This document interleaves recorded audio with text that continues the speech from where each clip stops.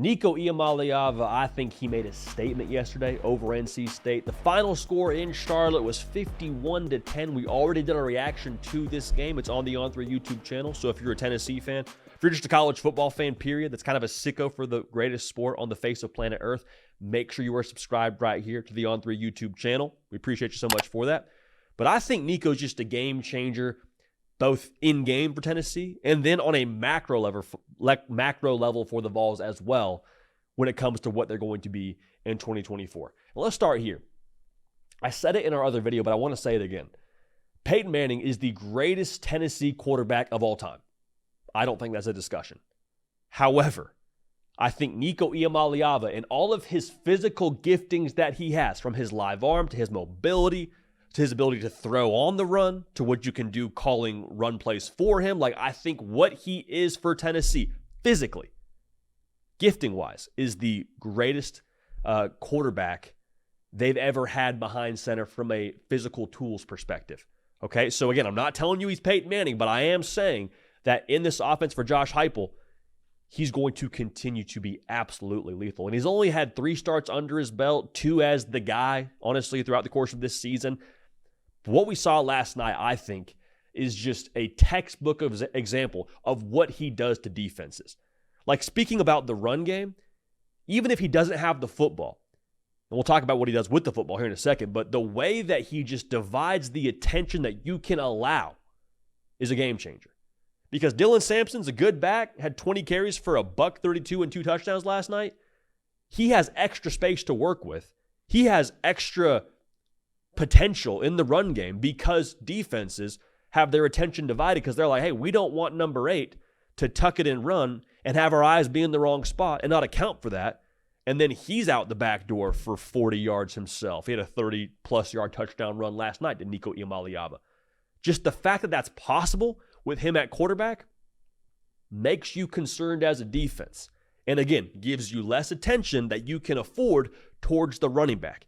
Even if you're trying to play assignment sound and you're like, okay, if Nico gives it, then we're back to the running back. Like, even the fact that's a thought creates hesitation. Hesitation in football is a losing game. All right, pretty straightforward. In addition to that, the way that you can call runs for him. And Kirk Herbstreit did a great job last night breaking this down, as Kirk Herbstreit's just the best in the business, period, mic drop, the end.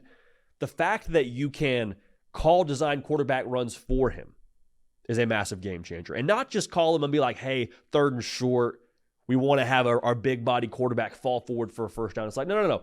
If you don't give the proper look to him when it comes to the quarterback design run game, we got problems. Because in the quarterback design run game, the beauty of that is for an offensive coordinator, for Josh Heupel calling plays, you have another blocker for Nico, and there's another defender that you now are able to account for. And with his athletic ability, with his giddy up and go that you saw last night, and we already knew he had in the tank, like, that's a problem for defenses. That's something that you have to now be a little bit extra concerned, even in empty packages, even in looks that scream, hey, we're throwing the football. You can call quarterback design runs, whether it be a sweep or whether it be a draw, whatever you want to call with him. That's in the bag, and it's not just like that would do a 10% damage kind of shot to us. No, that could be a knockout punch for Tennessee. That's a massive, massive advantage.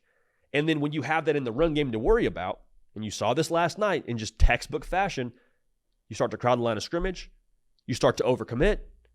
When you overcommit against Tennessee and Josh Heupel's offense with all of these weapons, from the tight end to the perimeter, you're getting beat.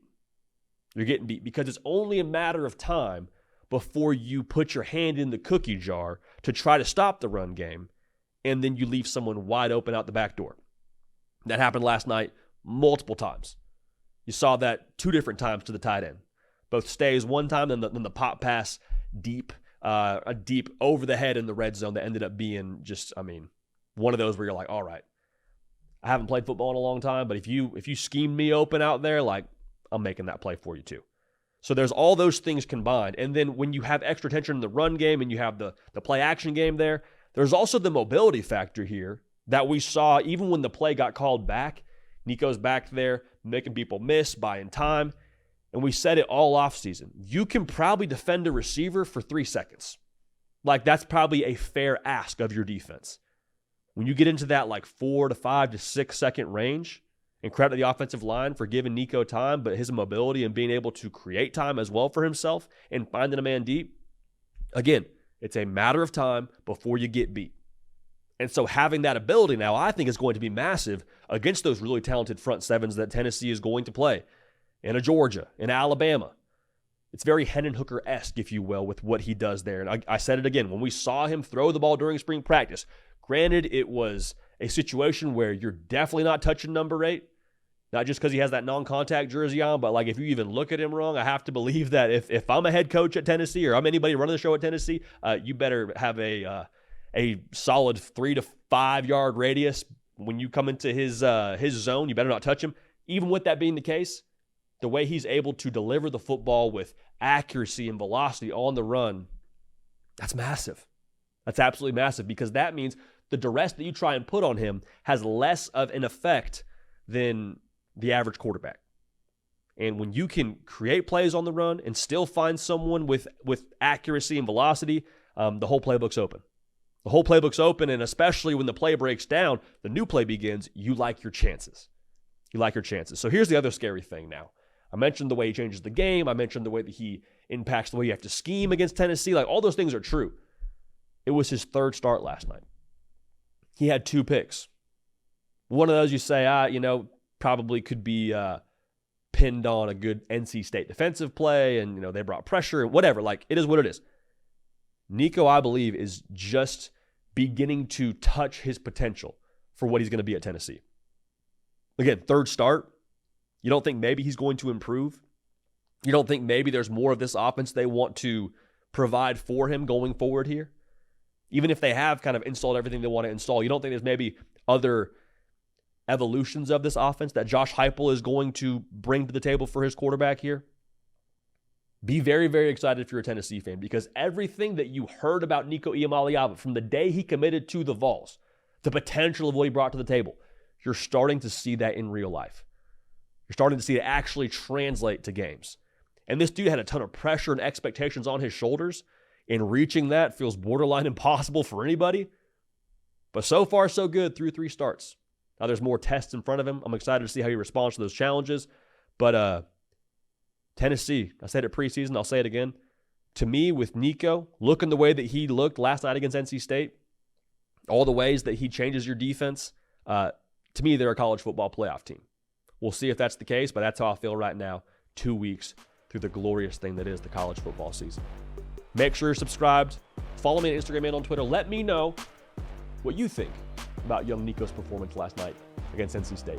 We love y'all. We appreciate y'all, man. We're going to keep this party rolling. We will see y'all next time. Hey, y'all. Thanks so much for watching. Subscribe to the channel here to make sure you don't miss an episode of The Hard Count. Also, be sure to check out other videos on the On3 YouTube channel.